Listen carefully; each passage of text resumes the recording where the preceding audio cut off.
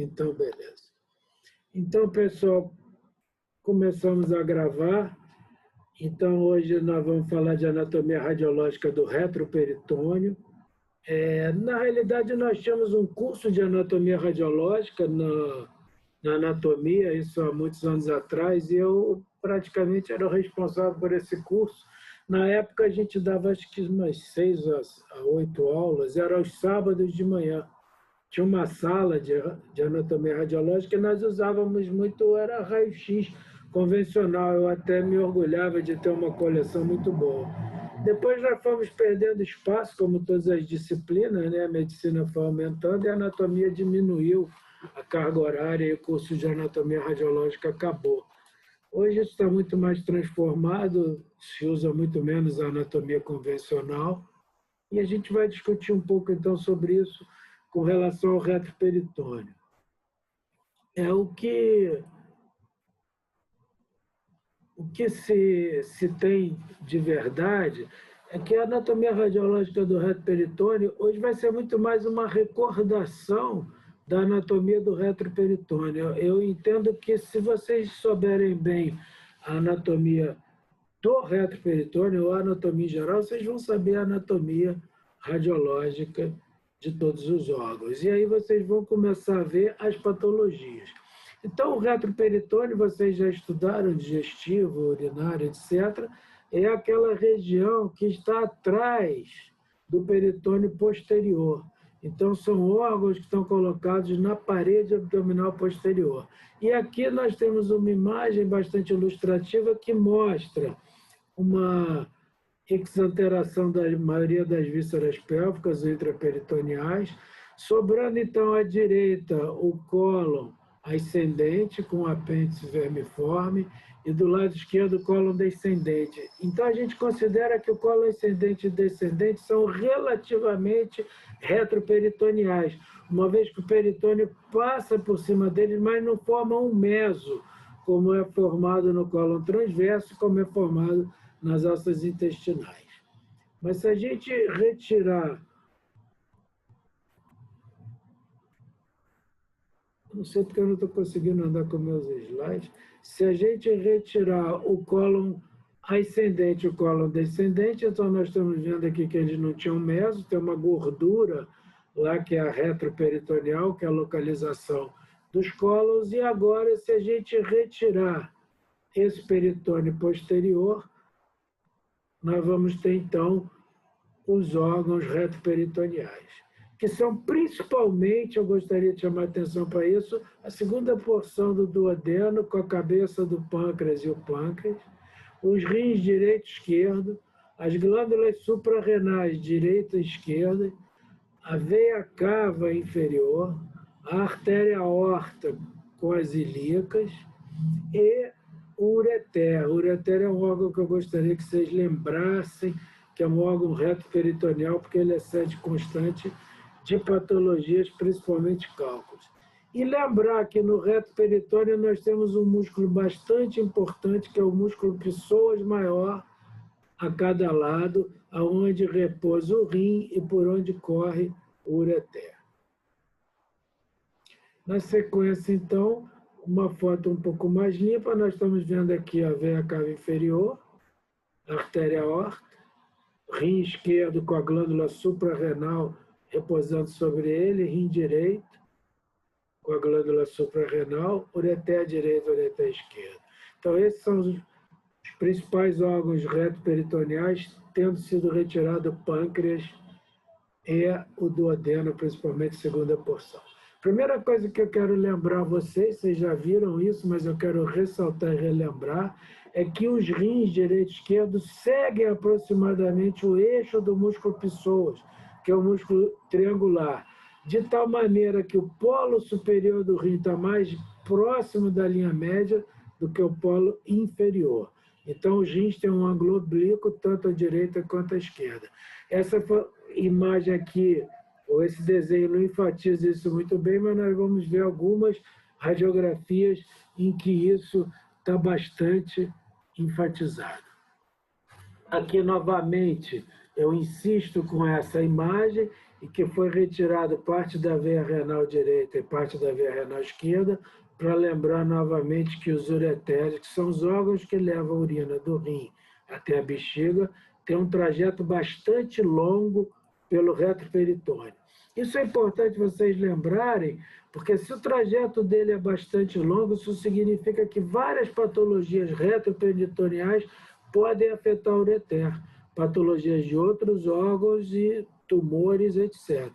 Bem como cálculos renais, que geralmente, que muitas vezes, quando se formam no rim, eles podem ser eliminados pelo ureter, ficar impactados no ureter, migrar até a bexiga ou ainda ficar preso no rim. Nós vamos ver alguns casos adiante.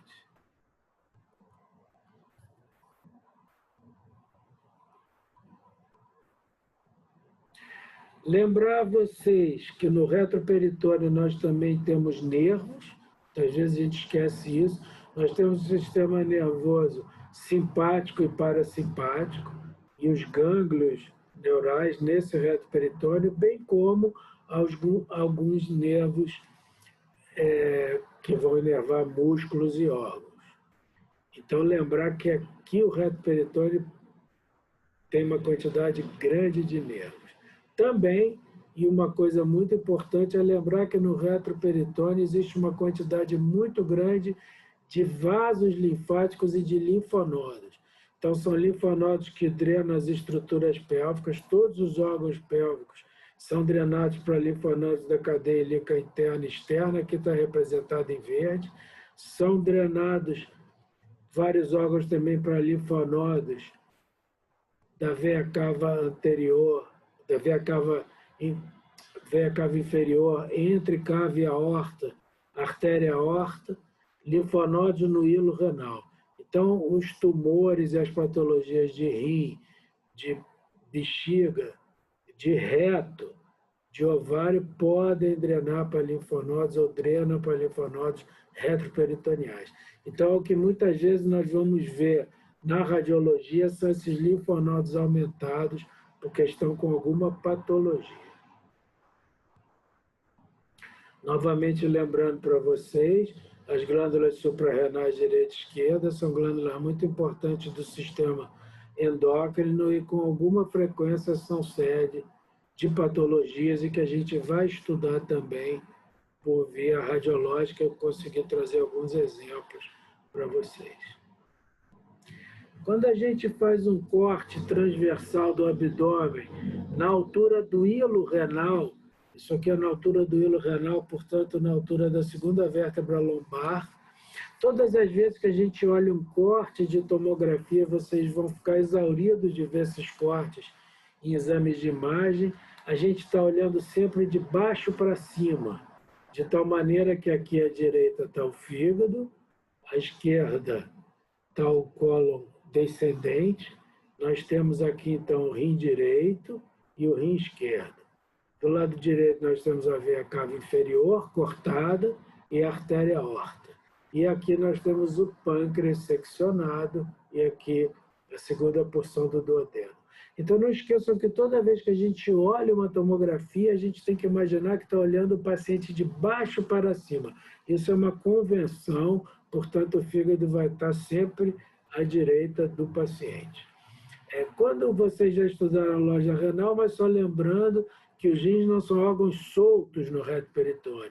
Eles são envolvidos por uma gordura, que é chamada gordura perirenal, e uma faixa renal, ou faixa de Jarota, que vai até a linha média, onde se perde em cima das vértebras lombares, e na frente ela se imiscui ou se perde nos grandes vasos, veia cava inferior e artéria aorta. Então, essa faixa renal, mais a gordura perirenal, e mais uma gordura que existe ainda por fora da faixa, isso nós chamamos de loja renal. Isso vai ser muito importante na anatomia radiológica, então os rins estão contidos dentro dessa loja. E aqui na frente, nós temos então o peritônio posterior e lá em marrom a cavidade peritoneal.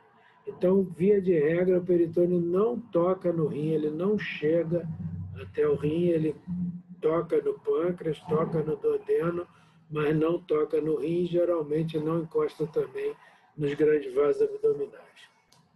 Sobre rim, nós temos pelo menos 2 livros publicados, e eu quero que vocês me lembrem, assim que a gente tiver oportunidade, eu queria sortear uns 5 livros de anatomia renal que nós temos publicado para vocês. Eu ia trazer aqui algumas imagens do livro, mas esqueci isso. Quando tínhamos uma quantidade grande, nós doávamos quase para a turma toda de medicina. Agora a quantidade está diminuída, nós estamos fazendo uma nova edição, nós vamos fazer alguns sorteios, alguns exemplares. Continuando, então, aquilo que eu tinha mostrado, nós estamos vendo, então, o corte transversal do abdômen, aqui está o fígado, e no reto peritônio, o rim direito, esse é um corte mais alto, nós estamos vendo a região do polo superior do rim direito, e o rim esquerdo, que normalmente é um pouco mais baixo, já cortado mais abaixo. Isso é uma outra imagem, mostrando aqui a veia cava inferior, a veia renal direita, a veia renal esquerda e a aorta. Então, só para lembrar para vocês e recordar que, via de regra, a veia renal é o primeiro elemento do pedículo e depois nós temos a artéria renal. Então, a ordem é veia e artéria. Veia e artéria. E aqui esse é o músculo psoas, o psoas maior, onde o rim repousa. Continuando isso, eu quero lembrar para vocês que uma coisa muito importante foi o eixo renal longitudinal. Eu quero recordar e estressar para vocês o eixo renal anteroposterior. Então, os rins também são deitados para trás de tal maneira que o seio renal, a região do hilo, é voltada mais para frente do que a região lateral. E isso porque o rim repousa sobre o músculo psoas maior. Então, vocês lembrem sempre que o rim tem um eixo, um ângulo de frente para trás. Ele não é transversal. Ele possui uma região medial, que é a região do hilo, mais voltada para a linha média, e o lateral assim atravessado. E isso nós vamos ver nas tomografias, estamos vendo nesse esquema. Quando o rim sai desse eixo, isso já nos preocupa um pouco, que pode ser sinal de alguma doença, alguma patologia, alguma tumoração nessa região. Continuando, isso aqui é um corte que nós fizemos de um cadáver formalizado para vocês verem isso na realidade como é. Isso aqui é o fígado, rim direito, rim esquerdo. Vocês vejam, então, o plano anteroposterior do rim. Ele é oblíquo em relação ao plano frontal. Aqui um corte mais abaixo, onde nós estamos vendo ainda o fígado, estamos vendo o baço, que aqui está em inglês, é spleen, e aqui o baço também, e aqui o rim, então, com aquele ângulo que eu lhes falei. Esse é o ângulo habitual e normal dos rins. Aqui é o cólon descendente. Continuando. Só lembrar, coloquei de novo os 2 esquemas para mostrar, então, que o rim tem um eixo vertical de dentro para fora e tem um eixo horizontal da frente para trás. Então, ele é inclinado posteriormente e inclinado lateralmente. Isso é muito importante ter isso sempre em mente para análise das imagens de radiologia. Continuando aqui, só mostrando agora um corte frontal, em que vocês estão vendo o fígado cortado, o ângulo direito dos cólons. Vocês estão vendo aqui que o peritônio passa na frente do cólon, mas não forma um meso. Aqui a gordura pararenal, fora da fáscia renal. Aqui nós temos a gordura que envolve o rim, que é a gordura perirenal. E aqui, então, a fáscia se juntando superiormente. Aqui está a glândula suprarrenal cortada. Mas reparem nesse esquema que essa fáscia renal que nós estamos vendo aqui, ela envia um septo entre o rim e a glândula suprarrenal. De tal maneira que é perfeitamente viável retirar um rim do indivíduo sem sequer olhar para a glândula suprarrenal ou tirar a glândula suprarrenal. E o oposto também é verdadeiro, eu posso retirar a glândula suprarrenal sem tocar no rim, porque existe um plano de clivagem entre a loja renal e a loja da suprarrenal. Aqui novamente um desenho esquemático, mostrando então que essa face envolve os rins, ela é aberta inferiormente, ela não se fusiona de tal maneira que algumas coleções, urina ou pus, podem descer por essa face até a pelve. Aqui mostrando o septo entre a loja renal e a loja suprarrenal. A mesma coisa aqui, só mostrando que a face é aberta. Então, acho que até esse momento isso está bem claro, vocês já tinham visto isso, acho que com o professor Luciano, mas nós estamos revendo, então, para começar a anatomia radiológica propriamente dita.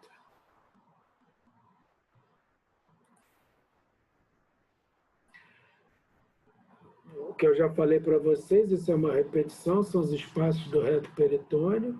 Esse espaço que está em pé, o espaço posterior, é para fora da face renal.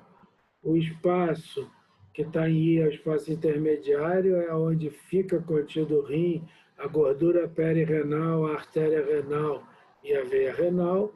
E o espaço anterior do reto peritônio, que é que está para frente da face renal, que está aqui representado em preto. Classicamente, durante toda a nossa vida inicial de estudante, de médico, de urologista, o exame clássico para a gente estudar o reto peritônio era a urografia venosa. Isso aqui o professor Marco Aurélio pediu que colocasse, mas como um dado histórico, embora hoje se use muito pouco, que era um exame que se injetava na veia um contraste iodado, que é um contraste radiopaco, e então nós víamos a sombra renal, onde os glomérulos estariam eliminando esse contraste, e nós víamos muito bem o sistema excretor. Esse contraste, ele opacificava o sistema coletor do rim, opacificava os ureteres e opacificava a bexiga. E esse era o exame de eleição, era o melhor exame que nós tínhamos até o aparecimento da tomografia computadorizada, aparecimento da ressonância magnética nuclear e o uso em larga escala da ultrassonografia, que nos ajuda um pouco.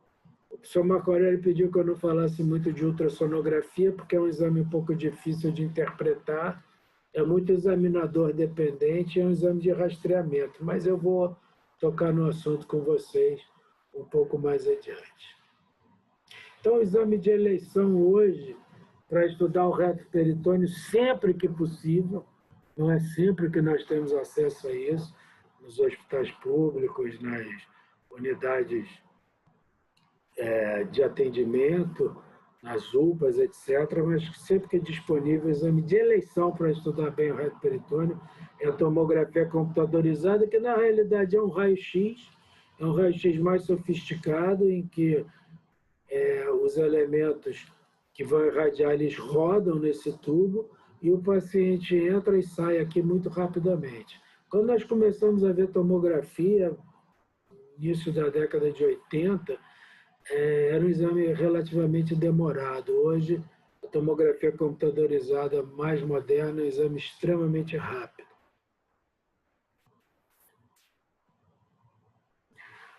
A gente examina por meio da radiologia de acordo com a densidade. Então, quanto mais denso é uma substância, menos ela imprime o filme de raio-x e mais branca ela vai aparecer. Então, se a gente colocar chumbo, sulfato de bário, osso, eles vão aparecer esbranquiçados nos exames. Então, a gente voltando aqui, nós estamos vendo, a coluna vertebral está branca. Por quê? Porque o raio não passou muito, ele foi bastante absorvido pelos ossos e não impregnou lá, então ficou branco. Aonde está preto, geralmente é ar. Aqui está branco, geralmente é ar que não esteja com contraste. Né? Então, aqui nós estamos vendo preto, que é sem contraste, aqui dentro nós estamos vendo urina contrastada. Então, os exames clássicos, a gente tinha que usar um meio de contraste para poder ver melhor os órgãos. Então, quando a gente vai para músculo, o contraste vai diminuindo, sangue, água, gordura e ar. Até que o ar é o elemento mais radiotransparente, então ele queima muito o filme. Então, o que a gente vê preto, geralmente é ar, e o que a gente vê branco são coisas radiopacas, osso, pedras, ou contrastes. É a limitação da tomografia computadorizada, em que o paciente tem que entrar nesse tubo, ele tem que entrar aqui e ficar imóvel por um período de tempo, que varia de 15 até 30 minutos, às vezes mais. Então, a limitação disso. São mulheres grávidas porque elas não podem ser irradiadas. Então, a limitação para tomografia e limitação para raio-x. Pessoas muito obesas, superiores a 180 quilos, não entram no tubo. Pessoas que têm alergia ao contraste, então, contraste iodado, existem pessoas que são alérgicas e não podem receber. Pessoas que têm distúrbios neurológicos, distúrbios psiquiátricos, não conseguem ficar quieto. Crianças muito pequenas ou adultos senis que não conseguem responder às solicitações. Então, essas pessoas têm dificuldade de fazer tomografia e para essas pessoas, muitas vezes, a gente indica um anestesista sedando essas pessoas para fazer o exame. Continuando, então, aqui nós estamos vendo uma tomografia computadorizada, isso aqui é cedido de um livro, em que nós estamos vendo um corte frontal do indivíduo, nós estamos vendo os pulmões, como eu falei para vocês, aonde tem ar fica preto, então isso aqui é o parênquima pulmonar, quer dizer, os alvéolos cheios de ar. Aqui nós temos o fígado com uma densidade razoável, aqui nós temos o rim direito, e aqui nesse outro corte começa a aparecer o rim esquerdo. Quando eles vêm cortando de trás para frente, aí estamos aqui aparecendo ainda o fígado, mas já aparece muito bem o rim direito, mais baixo em geral do que o rim esquerdo, que geralmente é mais alto. Vocês estão vendo muito bem aqui o músculo psoas maior, as vértebras lombares. Então aqui, como eu falei para vocês, a angulação renal, o ângulo renal, de tal maneira que o polo superior é mais perto da linha média e o polo inferior é mais afastado.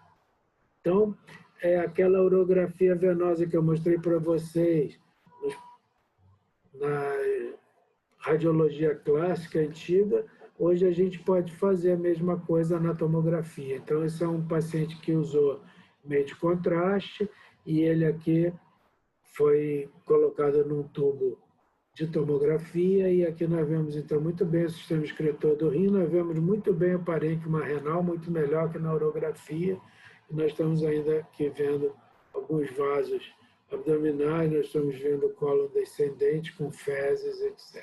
Vocês estão vendo que aqui ele não está muito translúcido porque ele está cheio de fezes. Então, nós vimos aqui um corte frontal, a tomografia é um exame extremamente anatômico, né? Quase uma dissecção. Nós estamos vendo um corte frontal e aqui nós estamos vendo o corte transversal, como nós vemos naquelas imagens da loja renal que eu mostrei. O radiologista, em geral, gosta muito de examinar o paciente através dos cortes transversais. Eu, pessoalmente, prefiro examinar nos cortes frontais, certamente porque eu não tive a formação radiológica na tomografia que eles tiveram. Como eu sou um urologista mais antigo, da década de 80, então eu me lembro muito bem das urografias venosas, que eram esses exames, então eu consigo examinar muito melhor um paciente nos cortes frontais. Mas também os cortes transversais são os mais utilizados, principalmente pelos radiologistas. Então aqui nós estamos vendo um corte transversal que começa na transição do tórax para o abdômen do paciente. Então, nós estamos vendo o fígado do lado direito, não vemos o rim. À medida que esse corte vai descendo, começa a aparecer o rim direito e já aparece razoavelmente bem o rim esquerdo. E esse corte vai descendo, o fígado vai ficando menor, porque o corte está mais para baixo e os rins vão aparecendo muito bem.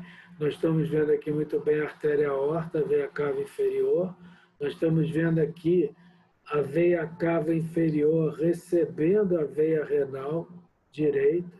Olha que imagem bonita, nós estamos vendo aqui a artéria aorta e estamos vendo que a veia renal direita passa por cima da aorta e vai desembocar na veia cava inferior. Aqui nesse outro corte, um pouquinho mais para baixo, nós estamos vendo a veia renal direita começando a entrar na veia cava inferior e a veia renal passando, cruzando a linha média desde o rim direito, desde o rim esquerdo para ir até o rim direito. Então não esqueça que nós estamos vendo esse paciente sempre de baixo para cima. Então isso aqui é o rim direito, isso aqui é o rim esquerdo, isso aqui é a veia cava inferior, isso aqui é a artéria aorta. E por aí vai, seguindo os cortes para baixo, de tal maneira que aqui nós já estávamos na região do hilo, né? Eu sei que isso aqui é o hilo renal porque eu estou vendo a veia renal. Então isso aqui deve ser na altura da segunda vértebra lombar, mais ou menos. E aqui começa a descer o corte, então nós estamos vendo a região mais inferior do rim. Até que esse corte vão ficando muito baixo, o rim esquerdo já não aparece bem, o rim direito começa a aparecer, normalmente, ainda aparece, aliás, ainda está terminando, né? Aqui é o rim direito, ele vai desaparecendo, o rim esquerdo já desapareceu, que geralmente é um pouco mais alto, e aqui nós estamos vendo então a musculatura lombar, e vamos chegar na pelve do indivíduo. De tal maneira que nós já estamos vendo essa bola aqui que representa a bexiga urinária, aqui é a bexiga. Se vocês prestarem atenção, vocês vão ver aqui, isso não tem a ver com a aula, mas acho importante falar, isso aqui são os músculos reto-abdominais, aqui é a linha média do abdômen. A gente pode ver muito bem aqui a linha alba, podemos ver se tem hérnias, etc. Agora, essa tomografia computadorizada, quando a gente injeta contraste no indivíduo, ela foi ficando um exame bastante sofisticado, de tal maneira que nós podemos subtrair, existem máquinas modernas que subtraem o restante dos órgãos, e aqui está sobrando apenas veias renais, artérias renais e ureteres. Então, vocês vejam que coisa linda, que coisa impressionante, que exame preciso. Aqui é a bexiga urinária, vista por detrás, o ureter entrando na bexiga do lado direito e esquerdo.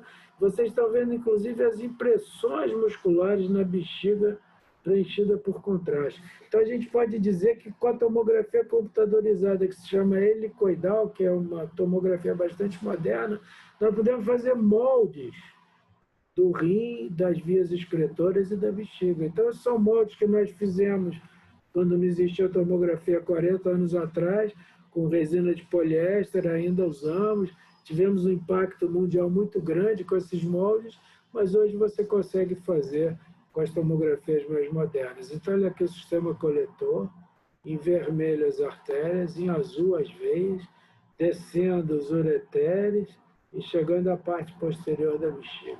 Então, esse é um exame de imagem muito útil para diagnóstico, para radiodiagnóstico. Então, isso era um doente, paciente que tinha urinado sangue, e nós estávamos preocupados que ele pudesse ter algum tumor de bexiga ou algum tumor do trato urinário. Então, essa reconstrução nos mostrou que esse paciente não tinha tumor, pelo menos grosseiramente, o que nos permitiu deixar de fazer exames mais agressivos, como endoscopia urinária, etc.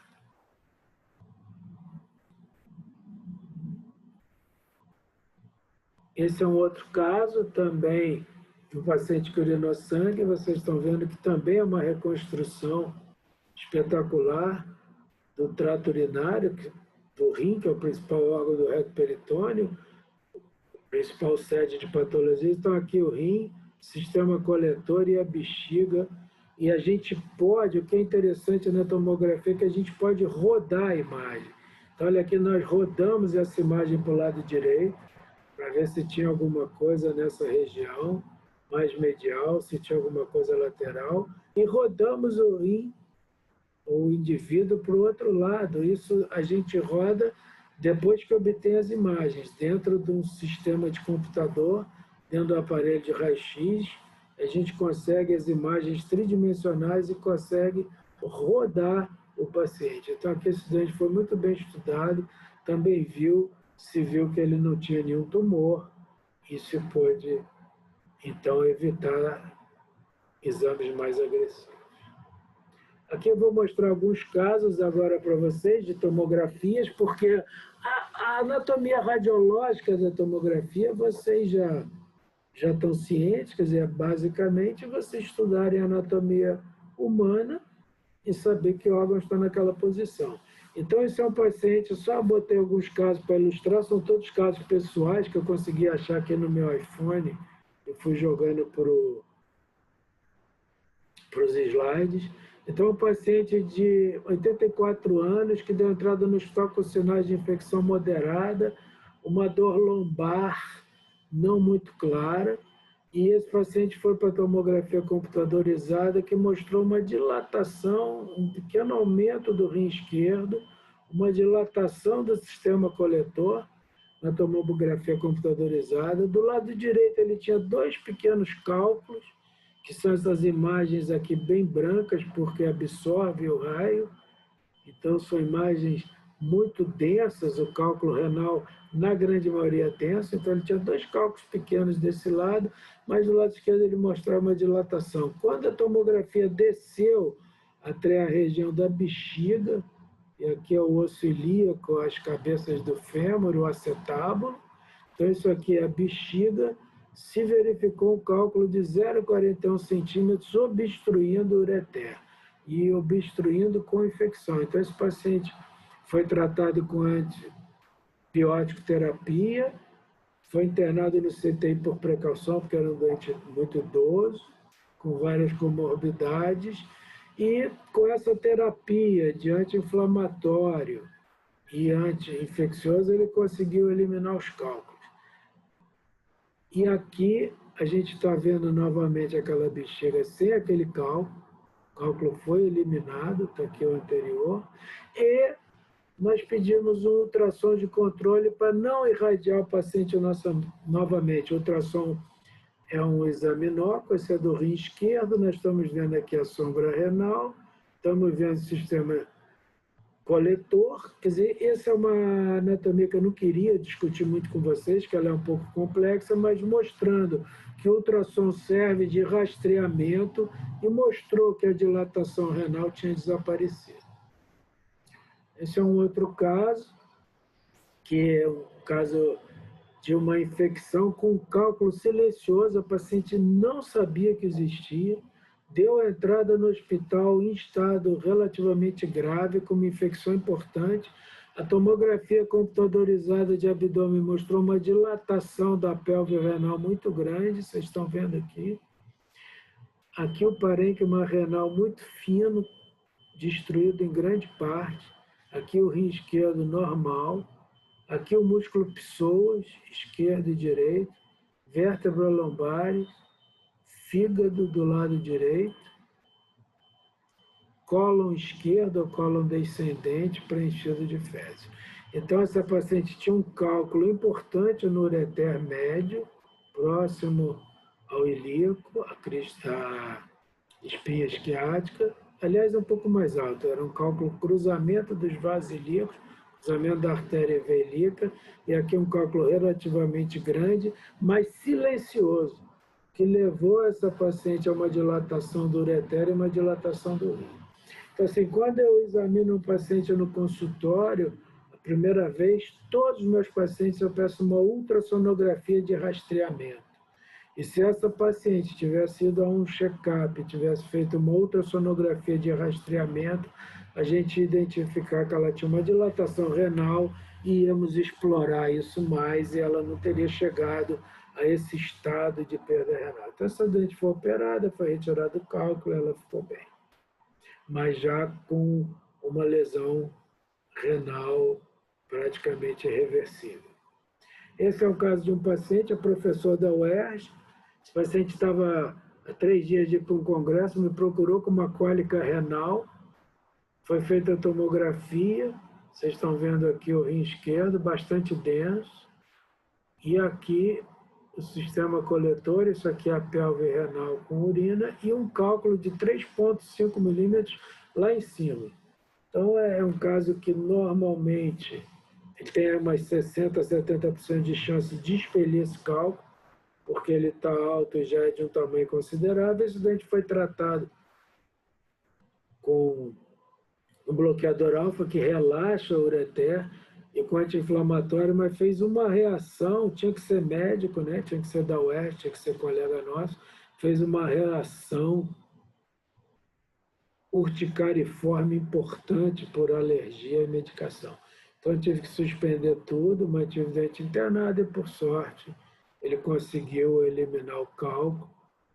Está aqui o paciente, o cálculo eliminado. Essa é uma outra tomografia de controle. Esse paciente, então, pode viajar lá para o congresso dele.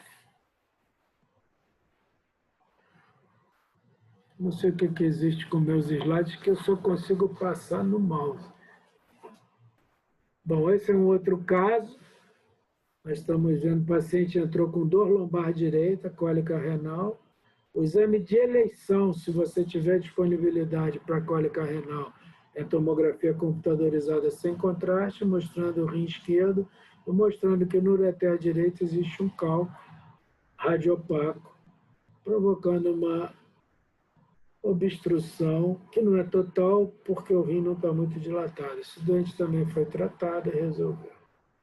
Esse é um outro caso de uma paciente assintomática de idade, que deu entrada no hospital, com febre alta, sinais de septicemia, a tomografia computadorizada mostrou um cálculo grande, de 8,6 milímetros, no ureter esquerdo, provocando dilatação montante e um certo extravasamento de líquido urina aqui no espaço perirenal. Vocês veem que isso aqui está denteado, e isso significa que tem uma infiltração aqui. Essa doente teve que ser descomprimida com a máxima urgência. Esse é um outro caso interessante, esse é um caso que se presta uma discussão muito longa, mas não vai ser o caso aqui. Essa é uma paciente estrangeira, não falava português, foi internada no hospital com dor lombar esquerda, e a tomografia computadorizada mostrou um rim à esquerda aumentado de volume, compatível com uma pielonefrite aguda. Então, essa doente tinha uma infecção aguda que provocou dor e uma discreta dilatação do sistema coletor. Foi tratada com antibiótico, ficou boa. Outro caso, são paciente masculino, deu entrada no hospital, quer dizer, me telefonou com febre alta, dor lombar, mandei para o hospital, pedi uma tomografia, ele tinha no rim esquerdo umas áreas mais escuras, rarefeitas, que correspondiam a um abscesso renal. Então, foi um doente que começou aqui, né, com uma pielonefrite, quer dizer, uma inflamação dos néfrons e da pelve renal, mas que por algum motivo ele não se percebeu, ele devia estar com o sistema imune bom, quer dizer, ele não fez febre, ele não ficou ruim, ele só realmente teve dor e febre quando isso já tinha se transformado num abscesso. Um abscesso relativamente grande.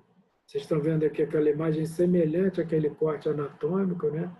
O fígado e o rim direito em contato com o fígado, e aqui uma área abscedada. Felizmente, esse doente foi internado, tratou com antibiótico venoso e ficou completamente curado. Então, são imagens de anatomia radiológica por tomografia do reto peritônio. Então, rim esquerdo, rim direito, fígado. Aqui um outro caso, esse é um paciente e foi um achado na ultrassonografia, alguma coisa estranha apareceu na ultrassonografia, um doente meu antigo que eu acompanhava há muitos anos. Eu sabia que ele tinha cisto renal de grande tamanho, mas eu fiquei meio desconfiado, pedi uma tomografia. Na tomografia, apareceu, além do cisto renal, uma imagem nodular, vocês estão vendo aqui, mais bem delimitada, no rim direito. Então, o cisto cheio de líquido, e aqui essa imagem nodular, que na realidade era um tumor de rim. O doente foi operado, então o cisto foi esvaziado, foi retirado, e o tumor foi retirado com uma parte do rim, e ele ainda salvou a maior parte desse rim direito. Isso é um outro caso, isso é um caso de um professor nosso, me telefonou com uma cólica renal direita, uma cólica renal. Eu mandei ir para o hospital, fizeram a tomografia, apareceu um cálculo renal grande, essa imagem opaca, na saída da pelve renal, mas apareceu uma imagem estranha hipervascularizada nesse rim.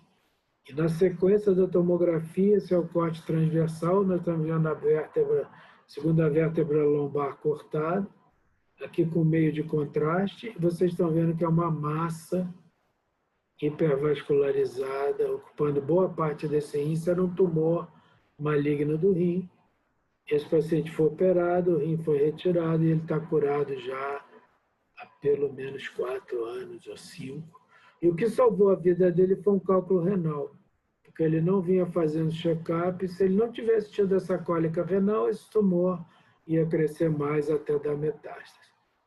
Então, esse aqui é o tumor e esse aqui é o rim que foi retirado em bloco. Ele está dentro de um saco plástico para que as células tumorais não contaminem. Quando a gente retira um tumor de rim, o ideal é que se retire com a gordura junto para evitar violação do tumor.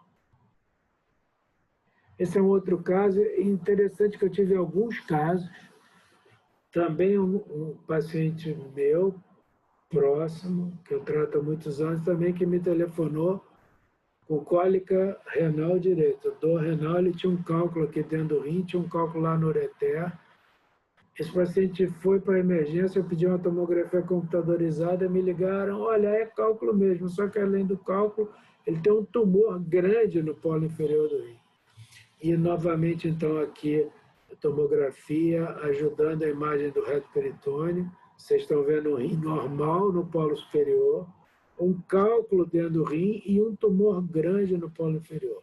Então, esse paciente também tinha um adenocarcinoma renal que foi para a cirurgia radical e está aqui a peça retirada com a gordura. Então, essa é a região do tumor, ela foi retirada intacta e esse doente também está curado há uns 6 a 7 anos.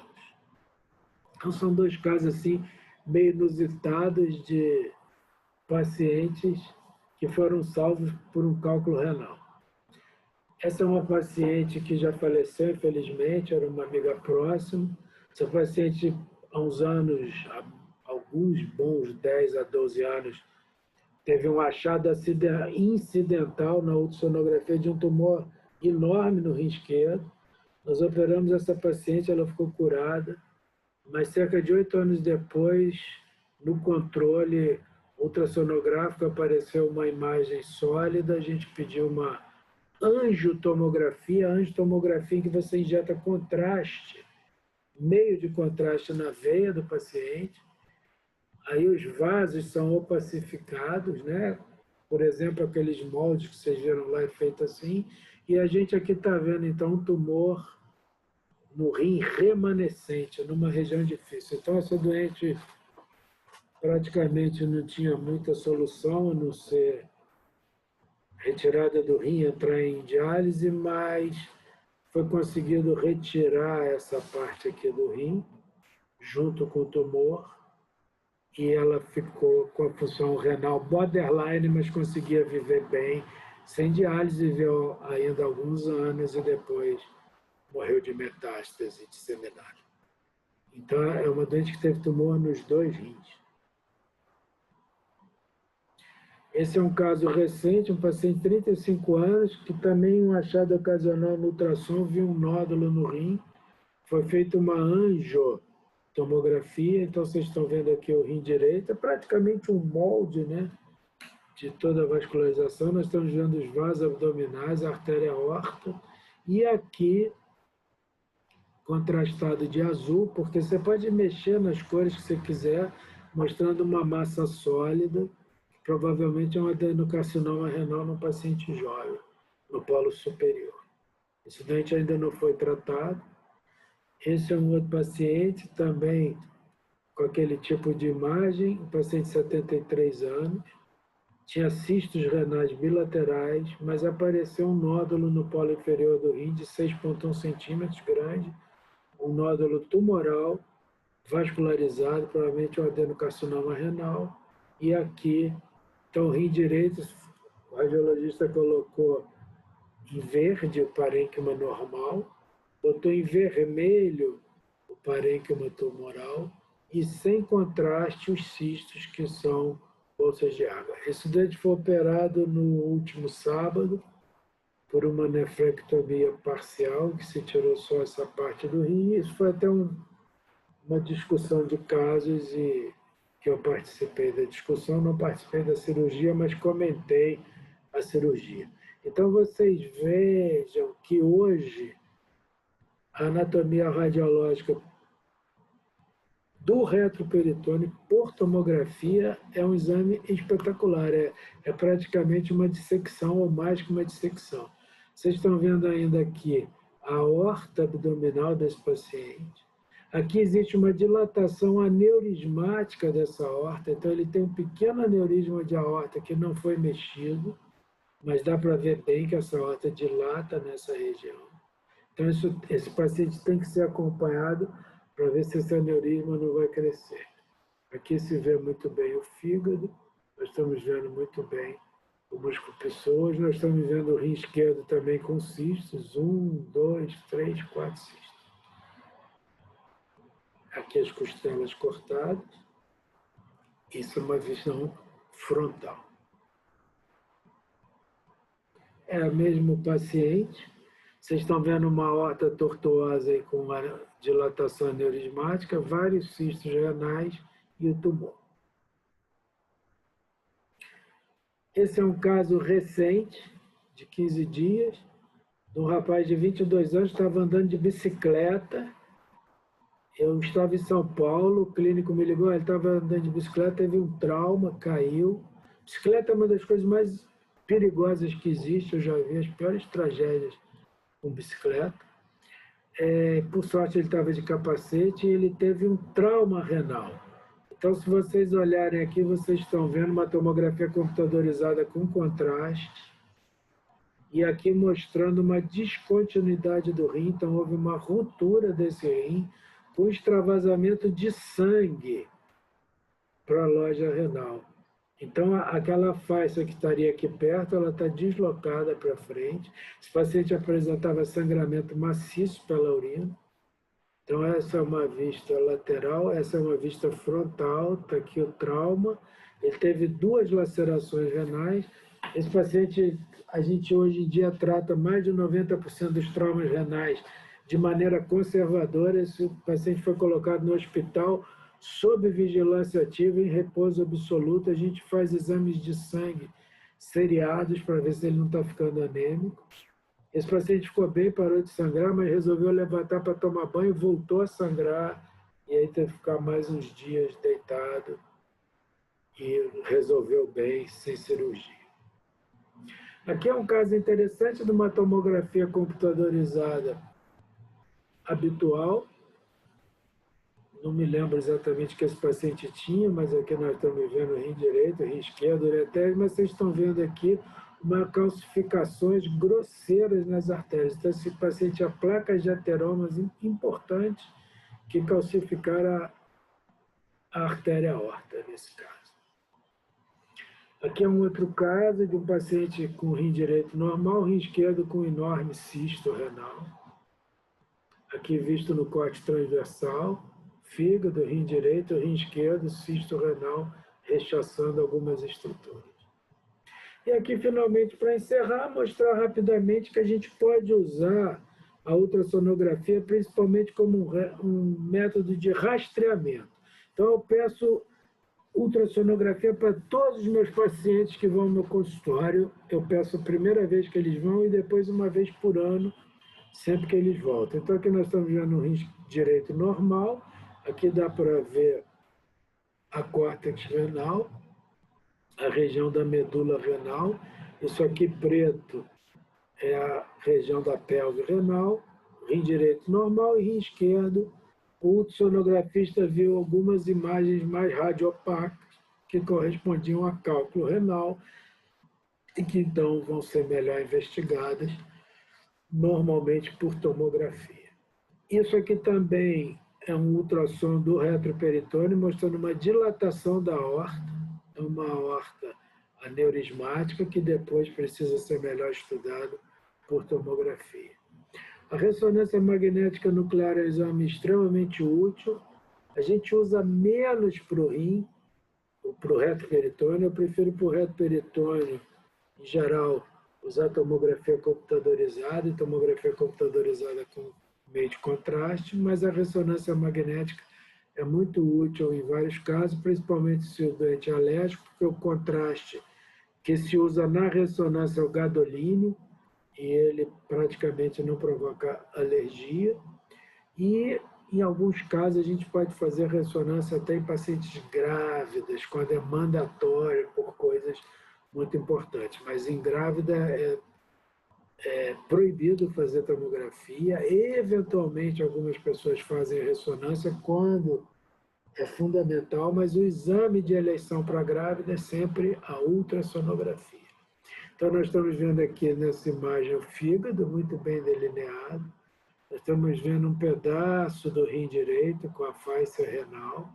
Estamos vendo o rim esquerdo com a faixa renal, o cólon esquerdo, e aqui, então, se vê a artéria aorta. E é um exame que, na minha opinião, não acrescenta muito a tomografia. Então, a gente pode escolher fazer uma tomografia computadorizada ou uma ressonância magnética para observar o reto peritônio. A ressonância magnética, por exemplo, se usa muito mais para crânio, se usa muito para tórax também, e se usa muito para abdômen também. Mas para reto peritônio, em geral, a gente começa com tomografia e resolve quase tudo. Um exame muito bom para músculo, né? Não sei se vocês já ouviram falar isso. A ressonância magnética vê muito bem, examina muito bem os músculos. Aí é muito superior à tomografia. Esse aqui é outro exame de ressonância magnética, mostrando o cisto renal à esquerda. E é um outro exame de ressonância magnética, mostrando um enorme tumor de suprarrenal. Então, esse aqui é o rim rechaçado para baixo. Não sei qual foi o achado desse dente, provavelmente por ultrassonografia inicialmente, mas foi visto um imenso tumor de suprarrenal direito, uma tumoração maligna. Era isso que eu queria conversar com vocês hoje. Eu vou parar a gravação, né? Vamos ver aqui, stop.